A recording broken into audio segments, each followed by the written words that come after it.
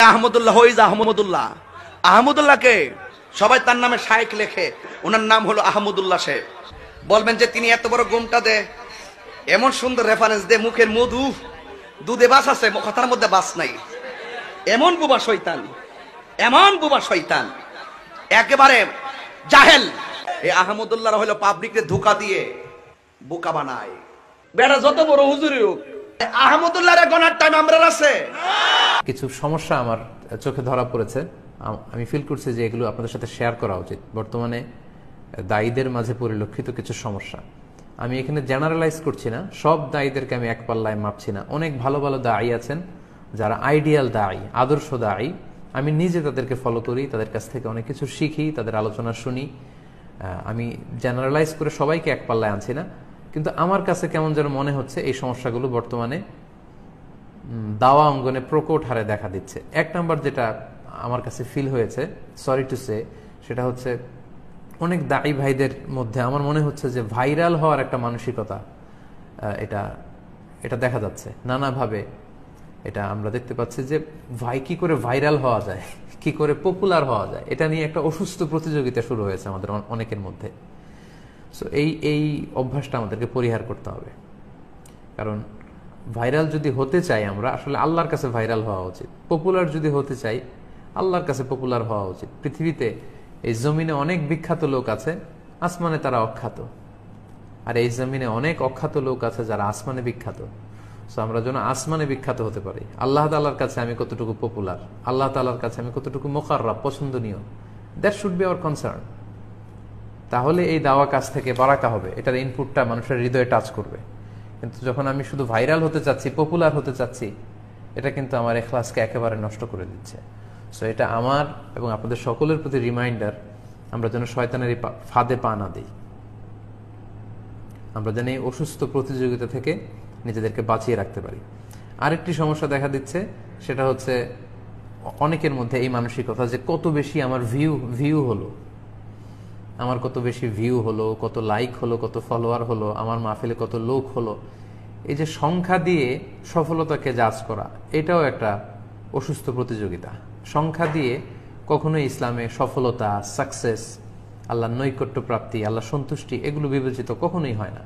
হ্যাঁ, আমাদের কারো মাহফিলে অনেক লোক এসেছে, লক্ষ লোক এসেছে, আলহামদুলিল্লাহ, লক্ষ মানুষের কাছে আমি কথা পৌঁছাতে পেরেছি, দ্যাটস ইট, এতটুকুই আল্লাহ শুকরিয়া করার বিষয়। কিন্তু কত ভিউ হলো, কি করে ভিউ বাড়ানো যায়, কি করে এটা করা যায়, এরকম অস্থিরতা, একটা নেশার মতো টেন্ডেন্সি যদি আমাদের মধ্যে কাজ করে, তাহলে আমাদের সওয়াবগুলো, আমাদের আখিরাতের এই আজরগুলো কিন্তু নষ্ট হয়ে যাবে। সাময়িক এই দুনিয়ার এই ফ্যান্টাসির জন্য যেন আমরা আমাদের আখিরাতের আজরগুলো নষ্ট না করি। যখন আপনারা আলোচক ইনভাইট করবেন, সেক্ষেত্রে আমি রিকোয়েস্ট করব যে এটাও আপনাদের দায়িত্ব যে আপনারা কাদেরকে আলোচক হিসেবে ইনভাইট করবেন। আমার মনে হয় প্রাইমারি কোয়ালিটি হিসেবে যাদের ইলম আছে, আমল আছে, বিশ্লেষণধর্মী যোগ্যতা আছে এবং উন্নত চরিত্রের অধিকারী যারা, তাদেরকে প্রায়োরিটি দেওয়া উচিত। আমি আবারও রিপিট করছি, যাদের ইলম আছে, কোরআন সুন্নাহর জ্ঞান আছে, সে অনুযায়ী তাদের মধ্যে আমল আছে, বিশ্লেষণধর্মী যোগ্যতা আছে এবং সবশেষে উন্নত চরিত্রের অধিকারী যারা, এই জাতীয় লোকদেরকে যদি আমরা আমাদের তাফসীর প্রোগ্রামগুলোতে ইনভাইট করি, তাদের কথার প্রভাব আমাদের হৃদয়ে অনেক বেশি হবে, এতে মানুষ বেশি উপকৃত হবে। এটা হচ্ছে প্রাইমারি কোয়ালিটি। যারা আলোচনা করেন তাদের জন্য কিছু সেকেন্ডারি কোয়ালিটি থাকে, যেটা হলে খুব ভালো হয়, অ্যাড অনস বলে এগুলোকে, এটা আরো ভ্যালিউ অ্যাড করে। যেমন সুন্দর কণ্ঠ, আলহামদুলিল্লাহ, এটা যদি কোনো দায়ীর হয়, এটা তো নূরুন আলা নূর। সম্মোহনী শক্তি, যার কথা শুনে মানুষ আকৃষ্ট হয়, বা শ্রোতা ধরে রাখার ক্ষমতা বা কৌশল, এগুলো যাদের জানা থাকে, এই কোয়ালিটিগুলো যদি থাকে, সুন্দর কণ্ঠ, সম্মোহনী শক্তি, শ্রোতা ধরে রাখা বা আসর জমানোর কৌশল, বিশাল অডিয়েন্সকে ধরে রাখার মতো কৌশল, এগুলো যদি দায়ের মধ্যে থাকে, তাহলে এটা হচ্ছে এক্সট্রা কোয়ালিটি, আলহামদুলিল্লাহ, যেটা আল্লাহ তাআলা সবাইকে দেন না। যাদেরকে আল্লাহ তাআলা দিয়েছেন তারা সৌভাগ্যবান। সো এগুলো যদি থাকে, তাহলে তো নূরুন আলা নূর, এর চেয়ে সুন্দর আর হয় না। কিন্তু আমাদেরকে প্রাধান্য দিতে হবে এলেম আছে কিনা, আমল আছে কিনা, বিশ্লেষণধর্মী যোগ্যতা আছে কিনা এবং উন্নত চরিত্রের অধিকারী কিনা। এখন ধরেন একজন আলোচকের অসাধারণ কণ্ঠ, সম্মোহনী শক্তি, মাঠ গরম করতে পারে, মাঠ জমা রাখতে পারে, এখন তার নাই এলেম, নাই আমল, নাই বিশ্লেষণ করার ক্ষমতা, অ্যানালাইসিস করার ক্ষমতা, না আছে ভালো উন্নত চরিত্রের অধিকারী সে। ফলে এই ধরনের শুধু কণ্ঠ দেখে, শুধু মাঠ গরম করা বা শ্রোতা ধরে রাখার কোয়ালিটি দেখে যদি আমরা আলোচককে ইনভাইট করি, তাহলে দেখা যাবে যে এটার যে ইনপুট হবে এটা হবে বিধ্বংসী, ভয়ঙ্কর। এবং এটাই সমাজে হচ্ছে এখন বেশিরভাগ ক্ষেত্রে।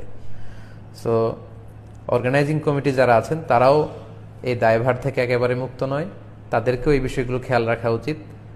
নিয়ম মেনে প্রশাসনের অনুমতি নিয়ে প্রোগ্রাম করা, যোগ্য পোটেনশিয়াল কারিশমাটিক দায়ী যারা আছে তাদেরকে ইনভাইট করা, যাতে করে তাদের কথা শুনে মানুষ উপকৃত হতে পারে, এবং এই আল্লাহর সন্তুষ্টির জন্য করবার চেষ্টা করা।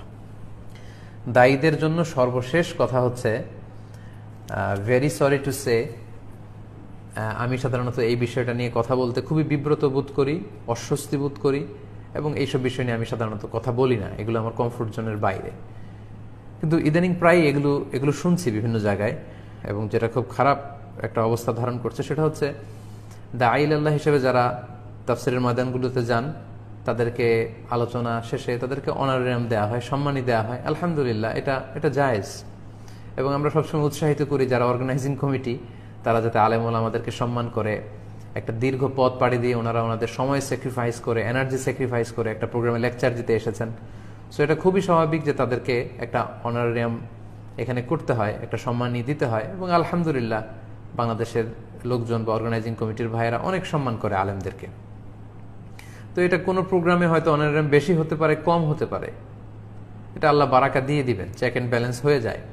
কিন্তু এটাকে একটা দর কষাকষির পর্যায়ে নিয়ে যাওয়া, এটা নিয়ে ঝগড়ার পর্যায়ে যাওয়া, গরুর বাজারের মতো দর কষাকষি করা, আস্তাগফিরুল্লাহ, এই মানসিকতা যদি আমরা বিল্ড আপ করি তাহলে কিন্তু আমাদের সব শেষ, দুনিয়াও শেষ, আখিরাতও শেষ।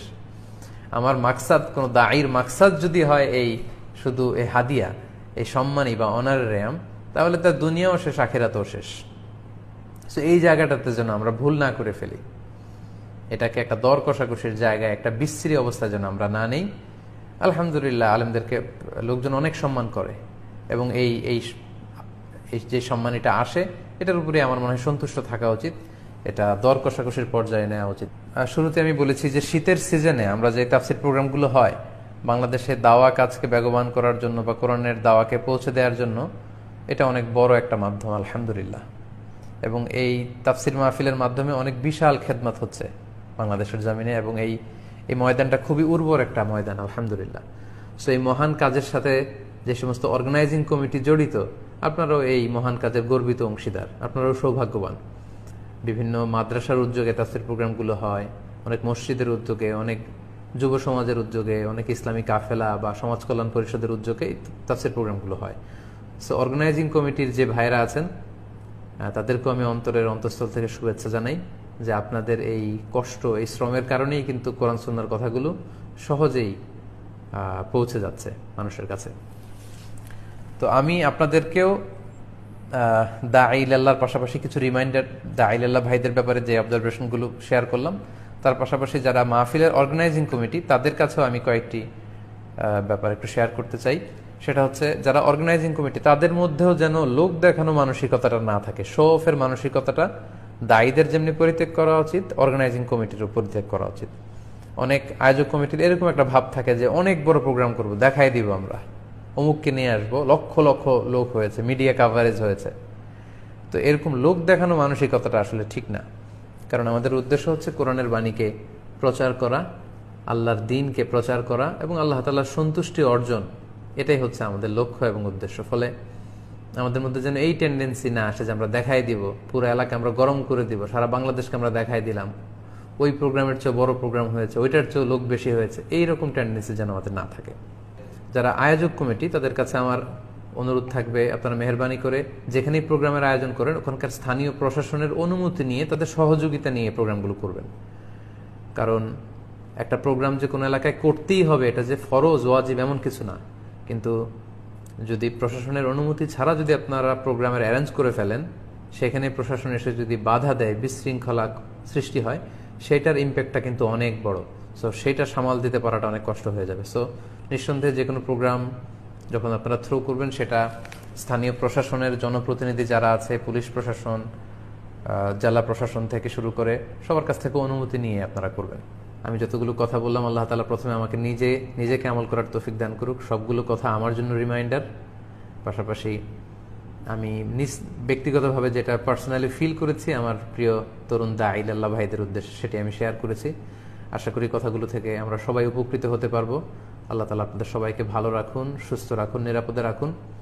তাফসির প্রোগ্রামের যে ধারাবাহিকতা, এই যে কোরআন সুন্নাহর বাণী প্রচারের যে উর্বর ময়দান, আমাদের বুদ্ধিহীনতা বা আমাদের সঠিক সিদ্ধান্ত নিতে না পারা কিংবা আমাদের অযোগ্যতা, আমাদের অদূরদর্শিতার কারণে যেন আমরা এই কোরআনের বাণী প্রচারের উর্বর ময়দানটিকে যেন আমরা কখনোই নষ্ট না করি, এটাকে যেন আমরা হারিয়ে না ফেলি। আল্লাহ তাআলা আমাদের সবাইকে তার সন্তুষ্টির পথে পরিচালিত করুন। আপনারা সবাই ভালো থাকুন, সুস্থ থাকুন, আল্লাহ আপনাদেরকে ভালো রাখুন, নিরাপদে রাখুন। দোয়া করবেন সবাই আমার জন্য, আমিও দোয়া করি আপনাদের সবার জন্য।